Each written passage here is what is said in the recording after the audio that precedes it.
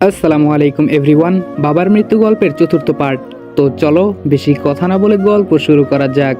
গালিব আমার থেকে দিব্যি কথা লুকাচ্ছে, তবে সে সহজে কথা লুকানোর ছেলে নয়। এর পেছনে রহস্যটাও বের করতে হবে। আর মুন্নির ব্যাপারে সব তথ্য আমাকেই বের করতে হবে। মুন্নি কোনো সাধারণ মেয়ে নয়। ট্রাঙ্কুলাইজার এটা হচ্ছে দ্রুত ঘুমানোর ওষুধ। এটা সাধারণত ছিনতাইকারীরা ব্যবহার করে, খারাপ কাজে বেশি ব্যবহৃত হয়। পুরো মার্কেট ঘুরে পেলাম না কোথাও। বেশ টেনশনে আছি। এই স্প্রে ছাড়া মিশন সম্পূর্ণ অচল। সব প্ল্যান মাটি হয়ে যাবে। আর এইদিকে গালিবও রহস্য কিছু আমাকে বলছে না, কিন্তু তার ভাবে বোঝা যাচ্ছে সে সব জানে। এখন কি করি দেখা যাক সকালে কি হয়। গালিব ড্রাইভ করছে, আমি জানালা দিয়ে আনমনে তাকিয়ে আছি। হুট করে মনে হলো বাসের সেই কাজল চোখের মায়াবতীর কথা। এখনো সেই মেয়েটার কথা ভুলিনি, সেটা ভেবেই আশ্চর্য লাগছে। মেয়েটি বাস থেকে নেমে কোন মহাশূন্যে হারিয়েছে কে জানে। খুব করে ইচ্ছে করছে মেয়েটির সাথে আরেকবার দেখা হোক, কিন্তু বিধাতার সহায় না হলে এটা কোনোভাবে সম্ভব না। সেই অদ্ভুত স্পর্শ এখনো মনে সাড়া ফেলে যাচ্ছে।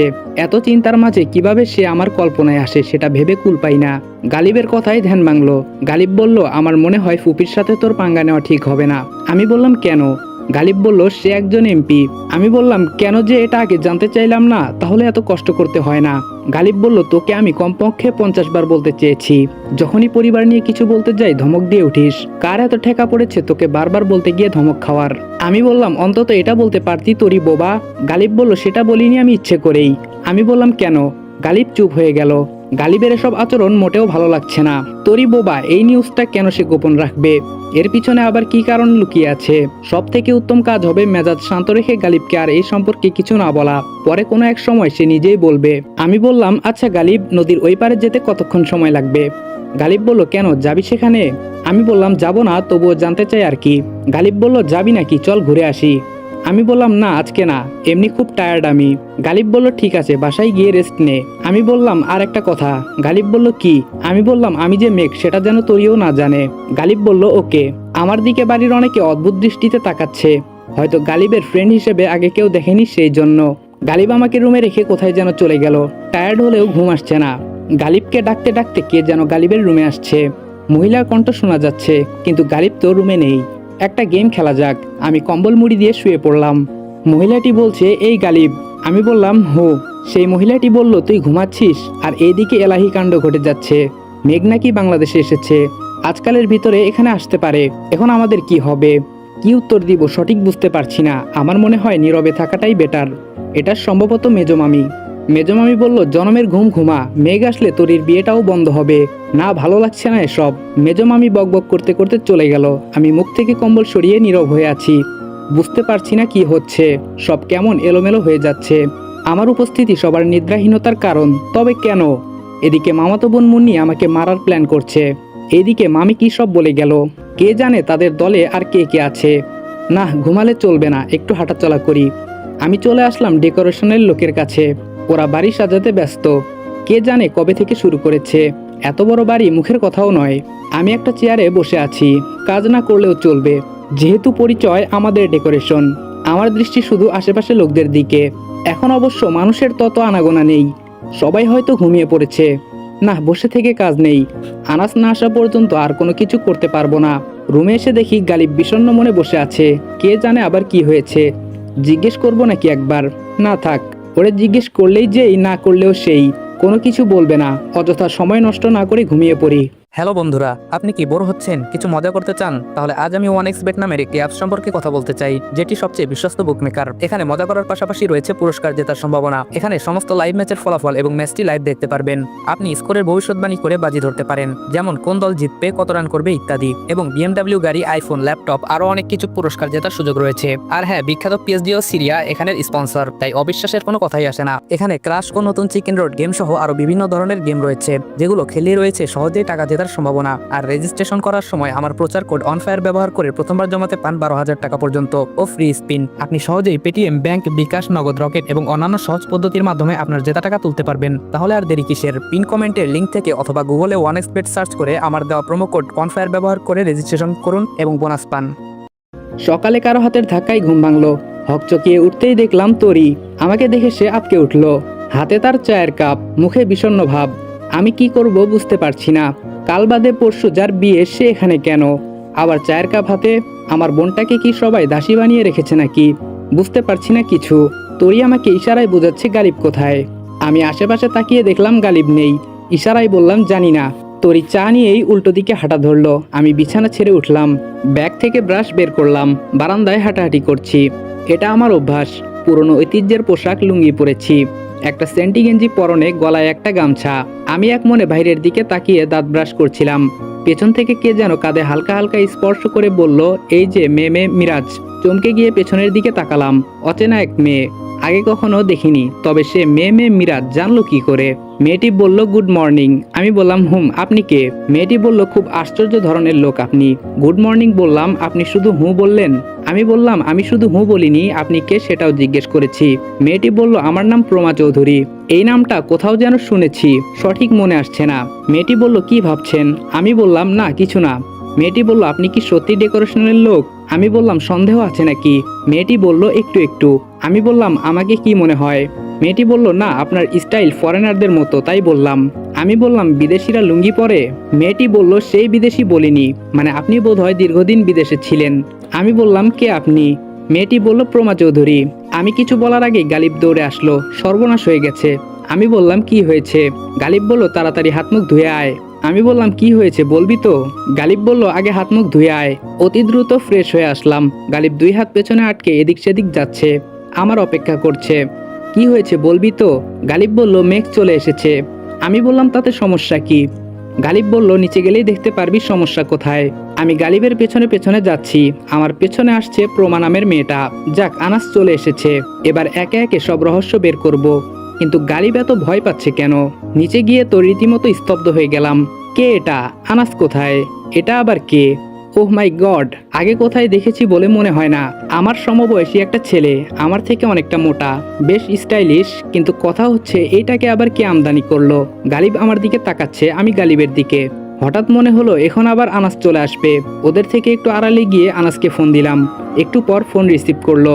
আমি বললাম কোথায় তুই? আনাস বলল পথে। আমি বললাম যেখানে আসিস সেখানেই থেমে যা। আনাস বলল কেন? আমি বললাম বাড়ি চলে যা, প্ল্যান উল্টোপাল্টা হয়ে গেছে, আল্লাহ জানে এখন কিভাবে কি করব। আনাস বলল আচ্ছা ঠিক আছে। আমি ফোন কেটে দিয়ে আবার গালিবের পেছনে এসে দাঁড়ালাম। ছেলেটা এক হাত দিয়ে আম্মুকে জড়িয়ে ধরে আছে, সবার সাথে পরিচিত হচ্ছে। আম্মু তো রীতিমতো অ্যাক্টিং শুরু করে দিয়েছে, নাকের জল চোখের জল এক করে ফেলেছে। আমার কেন যেন বিরক্ত লাগছে ওনার অ্যাক্টিং গুলো। তরিকে দেখলাম একটু দূরে দাঁড়িয়ে আছে, মনে হচ্ছে ভাই হিসেবে ছেলেটাকে সে মানতে পারছে না। এমনি কাল রাত থেকে রহস্যে রহস্যে একদম শেষ হয়ে যাচ্ছি। এর মাঝে আমদানি হলো আরেক জিনিস। কোথায় আমি খেলবো সবাইকে নিয়ে, সে জায়গায় আমাকে নিয়েই সবাই খেলছে। এটা নিশ্চয়ই মুন্নির কাজ। ছোট মামাকে চিনতে অসুবিধে হলো না। কোথা থেকে এসে যেন ছেলেটার কাছে গিয়ে হেসে হেসে বলল, এটা আমার সেই পিচ্চি ভাগ্নে মেঘ। ছেলেটা বলল হ্যাঁ মামা, আমি মেঘ। এত কনফিউশনের মধ্যে পেট ফেটে হাসি আসছে। মনে মনে বললাম হ্যাঁ ভাই তুই মেঘ, আমি তো এলিয়েন। ডান দিকে তাকিয়ে দেখি প্রমা নামের মেয়েটা দুই হাত বুকে গুটিয়ে আমার দিকে ঘাড় পাকা করে তাকিয়ে তাচ্ছিলের হাসি হাসছে। এবার সন্দেহ হতে লাগলো মেয়েটাকে নিয়ে। ওর ভাবভঙ্গি একদম ভালো লাগছে না। এই নকল মেঘ চরিত্রের সাথে সে জড়িত নয় তো? বড় করে একটা দীর্ঘশ্বাস ছেড়ে সিঁড়িতে বসে পড়লাম। যাই একটা সুযোগ ছিল সব শেষ। এখন চেয়ে চেয়ে দেখা ছাড়া কোনো উপায় নেই। কিভাবে বের করব বাবার খুনের রহস্য? কিভাবে নিজের পাওয়া প্রতিটা কষ্ট মারজানা বেগমকে ফিরিয়ে দেব?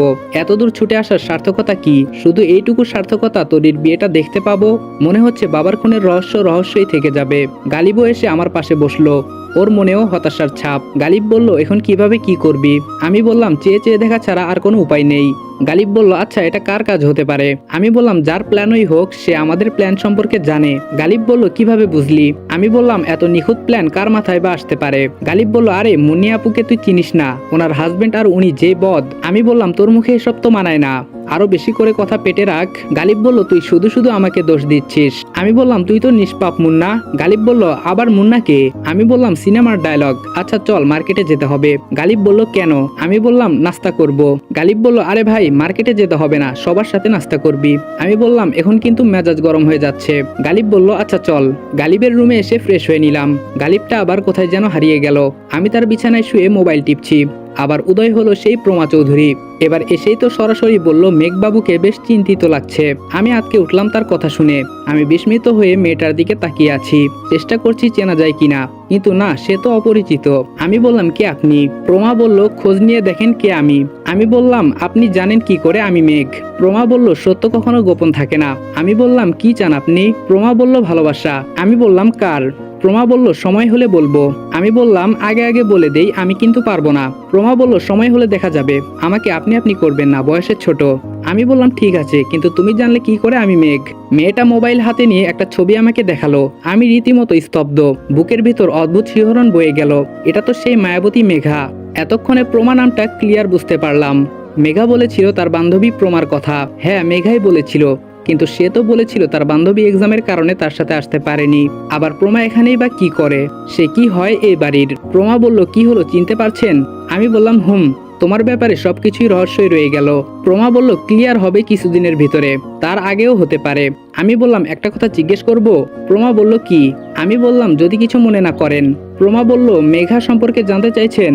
ও মাই গড, এই মেয়ে তো দেখছি অনেক ফাস্ট। প্রমা বলল মেঘার আশা ছেড়ে দেন। আমি বললাম কেন? প্রমা বলল ওর বিয়ে ঠিক হয়ে আছে।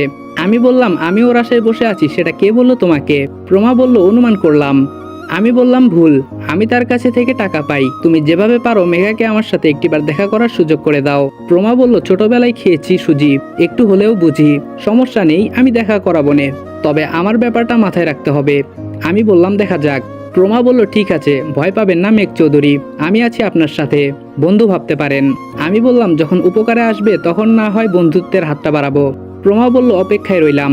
মেয়েটাকে নিয়ে রহস্যের শেষ নেই, সে এত কিছু জানে কি করে? যত সময় যাচ্ছে তত রহস্যের সম্মুখীন হচ্ছি। এই রহস্যের শেষ কবে না জানি। এখান থেকে শেষমেশ পাবনার বাস ধরতে হয়।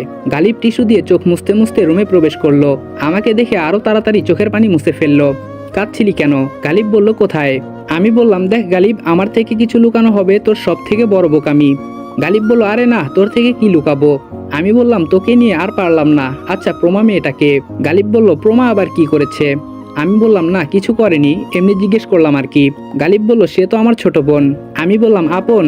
গালিব বলল কি সব পাগলের মতো বলছিস, পর হতে যাবে কেন? আমি বললাম ভালো, এখন চল, পেটে আগুন লেগে আছে। গালিব বলল ওয়েট, একটা টি শার্ট পরে নেই। সিঁড়ি দিয়ে নামতেই দেখলাম সবাই বসে নাস্তা করছে। আমি আর গালিব পাশ কাটিয়ে যাওয়ার চেষ্টা করলাম, কিন্তু বড় মামার ডাকে থেমে যেতে হলো। এই গালিব। গালিব বলল জি জেঠু। বড় মামা বললেন সকালে নাস্তা না করে কোথায় যাচ্ছিস? গালিব বলল জেঠু একটু মার্কেটে যাচ্ছি। বড় মামা বললেন কেন, সকাল সকাল এত কিসের জরুরি? গালিব বলল না মানে জেঠু, মিরাজ রেস্টুরেন্টে যাবে। ছোট মামা বলল রেস্টুরেন্টে আবার যাবি কেন? গালিব বলল কাকু মিরাজ ব্রেকফাস্ট করবে। মেজাজ খুব খারাপ হতে লাগলো। এত পেঁচানোর কি দরকার, একটা কিছু বলে চলে আসলেই তো হয়। মেজো মামি বলল এখানে ব্রেকফাস্ট করলে কি সমস্যা? গালিব বলল না মানে আম্মু, মিরাজ দীর্ঘ অনেক বছর আমেরিকায় ছিল, আমাদের সাধারণ বাঙালি খাবার খেতে সেই তস্তবোধ করে। চট করে মুন্নি বলে উঠলো কাল তো বলেছিলি ডেকোরেশনের লোক। গালিব বলল আরে ডেকোরেশন তো ওর মামার, আর তাছাড়া আমি ইউএসএ ওর ফ্লাইটে ছিলাম, আবার একই ভার্সিটিতে পড়তাম। গালিবকে হাতে টানছি যাওয়ার জন্য, কিন্তু গালিবের মতলব যে অন্যটা ছিল তা কিছুক্ষণ পরে বুঝতে পারি। মেজো মামি এসে আমার হাত ধরে এক প্রকার জোর করে টেবিলে নিয়ে বসালো, সাথে গালিবও বসলো। বড় মামা গালিবকে শাসাচ্ছে, তুই দিনের দিন গর্দভ হচ্ছিস নাকি? একটা ফরেনার ছেলে আসলো, তুই কারোর সাথে পরিচয় করিয়ে দিলি না, ছেলেটা কিভাবে আছে, কি খায় না খায়। মেজো মামা আমাকে বলল তুমি কিছু মনে করো না, আমার ঘরে একটা বলদ হয়েছে, আরে খেতে পারে না তো, খেতে অভ্যাস করতে হবে। আমি বললাম থাক হয়েছে আঙ্কেল, আমি গালিবকে নিষেধ করেছিলাম। এর ফাঁকে গালিব চট করে সুযোগ বুঝে বলে ফেললো জেঠু মিরাজকে কিছুদিন রাখতে চাই, ওর বাবা মা নেই তো, শুধু ওর মামা আছে বাংলাদেশে। বলছিলাম কি আমার সাথে যদি ওর ছুটি পর্যন্ত সময়টা রেখে দিতাম। মেজো মামা বলল আরে এখানে বলা বলির কি আছে গালিব, সে থাকবে এখানে, আমাদের সবার সাথে সময় কাটাবে। ওর নাম যেন কি বললি? গালিব বলল মিরাজ। মেজো মামা বলল ওহ মিরাজ, তুমি যতদিন আছো একদম বাইরের খাবার খাবে না, আমাদের বাড়িতে খাবে। আরে তুমি তো জাতে বাঙালি, দেশের খাবার খেয়ে অভ্যস্ত হও। আমি বললাম দেখা যাক। আমাদের কথার মধ্যে দিয়েই নকল মেঘ বলে উঠলো মামা খুব ভালো সিদ্ধান্ত নিয়েছো, আমারও একা একা খুব বোরিং লাগছিল, যাক ফরেনার একটা সঙ্গী পাওয়া গেল। মেজো মামা বলল সমস্যা নেই, গালিব আছে মিরাজ আছে, সব তোর সমবয়সী। গালিবকে এতক্ষণ যাই বলি না কেন এখন বেশ বুদ্ধিমান মনে হচ্ছে, সুযোগ বুঝে এমন একটা কাজ করলো বলার বাহিরে। আমার অবশ্য এই পরিবারে এই পজিশনটা বেশ প্রয়োজন ছিল। ডেকোরেশনের লোক সাজার একটাই উদ্দেশ্য বাড়ির চারপাশ খুঁটিয়ে খুঁটিয়ে দেখা, কেউ কিছু মনে করবে না। 3 দিন যে কোনো সময় যে কোনো জায়গায় যেতে পারবো, কেননা পুরো বাড়িটার আনাচে কানাচে সাজানোর কন্ট্রাক্ট কিন্তু ইতোমধ্যে দেওয়া হয়েছে। কিন্তু আমার সব প্ল্যানে পানি ঢাললো এই মুটকো মেঘ। আচমকা এমন একটা সিচুয়েশনে পড়বো ভাবিনি। আমাকে ভেঙে পড়লে হবে না, সব কিছু আবার ঢেলে সাজাতে হবে, তার জন্য আনাসের শরণাপন্ন হতে হবে। খাবার টেবিলে সবাইকে দেখছি কিন্তু তরিকে দেখছি না। তরি আর এই পরিবারের মাঝে কিছু তো একটা আছে, সবাই আমার বোনকে অবহেলা করছে না তো? মার্জানা বেগমের তো নিজের পেটের মেয়ে, তাহলে সে কিছু বলছে না কেন? আবার গতকাল মামি বলেছিল মেঘ আসলে তরির বিয়ে ভেঙে যাবে। এই কথাটা তখন ততটা গুরুত্ব দেইনি, এখন দেখছি সব থেকে এই কথাটা বেশি গুরুত্বপূর্ণ হয়ে দাঁড়িয়েছে। না, আর হাত গুটিয়ে বসে থাকলে চলবে না, কিছু একটা করতে হবে। আমি আর গালিব তার রুমেই বসেছিলাম, হুট করে মার্জানা বেগম আসলো সেখানে। আমি আর গালিব অনেকটা থমকে গেলাম, কি বলবে কে জানে। আম্মু বলল গালিব, গালিব বলল জি ফুফু। আম্মু বলল তোরা একটু মেঘের সাথে যা তো। গালিব বলল কোথায়? আম্মু বলল মেঘ নাকি তরির বর দেখতে যাবে, তোরা গেলে ভালো হয়। আমি গালিবকে ইশারায় বললাম রাজি হওয়ার জন্য। গালিব বলল আপনি চিন্তা করবেন না, আমরা যাব। আম্মু বলল ঠিক আছে, রেডি হয়ে নিচে আসো। মার্জানা বেগম চলে গেল। আচ্ছা গালিব, তরির হবু বর দেখতে কেমন রে? গালিব বলল এটা আর আমাকে বলিস না। আমি বললাম কেন? গালিব বলল সেখানে গেলেই দেখতে পাবি। আমি বললাম আমার কেমন যেন লাগছে রে, মনে হচ্ছে তোরই ভালো নেই। গালিব বলল 2 দিন থাক, তাহলেই বুঝতে পারবি। আমি বললাম শুন গালিব, এমপি মন্ত্রী গুনার টাইম নাই আমার। আমি কেমন ছেলে তুই ভালো করেই জানিস। আমি যদি দেখি আমার বোনের একটু কষ্ট, পুরো বাড়িতে আগুন লাগিয়ে দিব। কে বাঁচলো কে মরলো সেটাও দেখবো না, মৃত্যুর পরোয়া আমার নেই। গালিব বলল মাথা ঠান্ডা রাখ, উত্তেজিত হয়ে কিছু করা যায় না। আমি বললাম মাঝে মাঝে মন চায় তোকেও ইচ্ছে মতো পিটাই, তুই সব কথা আমার থেকে গোপন রেখেছিস। গালিব বলল আমি তো আর সাদে গোপন রাখিনি, কোনো অদৃশ্য শিকলে আমার হাত পা বাঁধা। আমি বললাম আমার কাছে বললে সমস্যা কি? গালিব বলল আচ্ছা বাদ দে, চল নিচে চল। আমি বললাম ওয়েট, আচ্ছা নকল মেঘটাকে কে নিয়ে আসলো বলতো? গালিব বলল সেটা তো আমি ভাবছি, সম্ভবত মুন্নির কাজ। আমি বললাম কিন্তু সে কেন নকল মেঘকে নিয়ে আসবে? গালিব বলল জাস্ট অল্প কিছুদিন এখানে থাকলে সব নিজেই জানতে পারবি। আমি বললাম অপেক্ষায় রইলাম।